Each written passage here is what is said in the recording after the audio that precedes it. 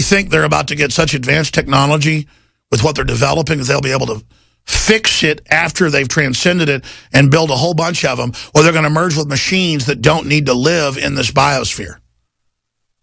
And so they're just racing, betting everything on super technology to transcend this. They don't even know how they're going to transcend it, but that's what they're doing. When it's totally fixable. And then there's giant 20-year geoengineering, terraforming programs going on that they admit are there but are classified. And when the public brings it up, they're just told, shut up, doesn't exist. And NASA says the Earth was 20% darker, now it's 30% darker. I don't know what's going on, but it's not good. I go back to the 60s, where they detonated hundreds of hydrogen bombs in the upper atmosphere, trying to blow holes in it to see if they could destroy the atmosphere. I mean, it's like Hellraiser demons came out of a black hole and got into people and are like possessing some nightmare horror movie. I just, the people running things want to kill everybody and destroy the planet. Jakari Jackson will be joining us coming up in the next segment from Charleston, South Carolina, where they've had unity marches, you name it. He'll be joining us to break that down. I want to shift gears now from the big picture, the social engineers, the eugenicists, their global plan, the Earth entering the 6th extinction phase. That's coming up in the last segment today. I want to shift gears into the psychological warfare, the manipulation. And I'm going to begin this breakdown by talking about a billboard on I-35 in downtown Austin that I'm going to send a crew out to videotape tomorrow, because if you understand that billboard, you understand everything. Now, I'm not an enemy of Chick-fil-A. They're a conservative Christian organization. I think overall it's a good company that hasn't bowed to censorship. And I'm not criticizing Chick-fil-A itself, but I'm using their ad campaign as a window into guilt politics. Now, chicken is about 4 times cheaper on average than beef. And they set up their little Texas-based company in shopping malls 30-something years ago, and it's spread nationwide and is very successful. So we're not talking about Chick-fil-A. But on their billboard, I meant to get a photo of it, but it was too dangerous driving. It shows cows up there painting the sign, and they've drawn a little children's-style image of a chicken, and they say, eat this, not this, with an arrow pointed at them. And the cows look real, but they also look humanoid. So they've humanized them, and the chicken doesn't look like a life form at all. It's been downgraded to nothing. Like you do a baby in the womb, you call it just a blob. So the chicken looks like a 2-year-old drew it, just a yellow dot, a yellow blob with 2 eyes. And it's perfect. And it plays on your guilt of not wanting to hurt an animal when you eat it. So it's saying, go eat our chicken. It's not as advanced a life form as a cow. And I guarantee you go talk to whoever came up with that ad campaign, they'll say, yeah, that's exactly what the ad campaign is. See, the average person would not look at that. I was in a carload of adults one day when we drove by it, and then today with my children, and no one knew what the propaganda was. And I said, come on, you're smart. You know what it is. And see, that's the difference between me and other people. I'm nothing special. I just know how they operate, so it's all clear. Not that Chick-fil-A is doing something wrong. Here's another example about propaganda. For years, I wouldn't say 1995 on a film or a book or something because I thought it was manipulative. 5 cents less increases sales. People think it's not $20 if you say 1995. But finally, I had to fund my operation. I did it, and profits went up like 25% in like a month doing it at InfoWarsStore.com. Now, I draw the line, though, folks. But I can't be so perfect that I just disconnect myself from the world, you know, because I'm such a purist. You fast forward today, I can go out and sign up with major companies with algorithms that have databases on most computer users that interface with cookies. and I can manipulate advertising, and I can change prices depending on how much money you have, and massively increase profits, probably 90% they estimate. Of course, I got to share the profits with these companies. And by the way, Amazon, all the big companies are using it. Luxury stores are using it. When you come in, notice there's no prices. They have a profile of you. Just be aware, this high-tech system's being used against you. And I'm here like a magician showing you the trick and how it works. Because the trick's killing us. We need a species that know how stuff works. I don't want to be part of some, Morlock elite that feed on the general public. To use an H.G. Wells allegory. You've got emotion versus reality. You got 9 dead people in Charleston, South Carolina, shot up by a guy that looks like he's out of Central Casting. If you go to the Business Insider and click on those articles, that one's on Infowars.com that shows him in front of the Confederate flag and him with a gun and him at the Confederate cemetery. I mean, this thing smells to high heaven. The crescendo build up to race war this summer. It's ridiculous. But whether he was wound up and set up by an actual handler, whether he was just wound up by the culture and this push towards all our problems are racial, and black people buy into it and go out and shoot or beat up white people, and white people buy into it and go out and do the same thing. Because, I mean, let's be certain, he killed 9 people. You look at the numbers, black folks have been out there with a knockout game and shooting cops and everything. It's a lot more than 9. But I'm not saying either group is to blame. I don't think of things as a group, like blacks are to blame or whites are to blame because of this. These are people susceptible to manipulation and who feel like they're under attack, so they go out and they find somebody to have a war with. And they do it in a cowardly fashion. They go to victim disarmament zones to do it. Then separately,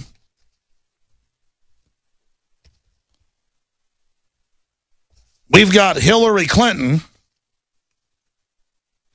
and we've got all these other people, the usual suspects, coming out saying the gun lobby is to blame and that white privilege is to blame. That's a statement from Hillary Clinton, that white privilege. Hillary Clinton is the poster child of white privilege. Let's go to a Bill Maher clip, though, demonizing libertarian or conservative press as if we're part of it. And then he says to the conservative blogger who's on a show, you have a lot of black people on your website. Well, that's all the media is covering, is the racial divide and hyping it. Of course we're covering it. 2 years ago, we didn't have half the coverage we do now. We're forced to because they're driving it. Let's go to Bill Maher manipulating his idiot audience. Well, we can never know why someone snaps, but I bet you I know where he got his news. Yeah. I mean, I looked at, because we're coming on the show, I looked at your website the last week. It was a lot of stories about black people. A lot of stories. Same with Matt Drudge. I mean, I think they present a really twisted view. I'm not surprised this guy thought they're taking over the country. Obviously, he's a warped mind. That goes into it. But I don't think it was video games. And I do think the media is responsible to a degree. Well, I think it was... I think there is... I mean... You know, I wouldn't say we should be droning Fox News, but we did drone Anwar al-Awlaki because he inspired people. What's he going to do if somebody goes in Fox News and shoots it up or bombs it? Bill Maher is blaming alternative media or conservative media for the attack. I mean, that is outrageous. You know who Matt Drudge blamed for it a lot? He linked to the article where it was psychotropic drugs. Talk about Orwellian, the reported shooter being arraigned in court via videotape with a male and female cops in tactical gear with their rifles. You never do that in a jail cell. Marching him in to then be forgiven by the family, which is really classy. It's just disgusting to see how this is going to be used to cause balkanization in the nation and to distract us from the abortions that kill 51% of black people and other folks as well being killed. They're all equal in God's eyes, no matter what color they are. And the buildup for war with Russia and Al-Qaeda being funded by our government and ISIS to kill hundreds of thousands of Christians and non-radical Muslims, all of that is ignored because Obama got up and got real upset on Thursday and gave a press conference and said guns are to blame. Even though the cops are toting guns. And here's Hillary, I mentioned it. Hillary Clinton denounces white privilege, calls for taking guns from those whose hearts are filled with hate. It's a woman that's guarded by guns, a woman who flies around on jumbo jets, a woman who has such incredible privilege, never worked in the private sector a day in her life.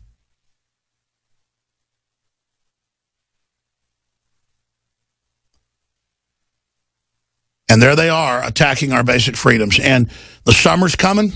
The plan is to try to start a destabilization campaign, a sporadic race war, to make all of America's problems about what color we are, so we go out and kill each other tit for tat in a gang war.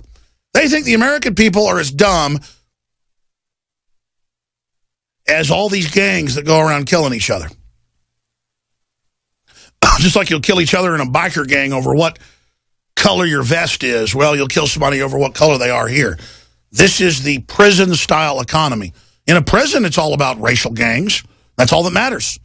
But in a free society, it's about what you produce and what you do. I assure you, I don't care if you're white or black or what color you are.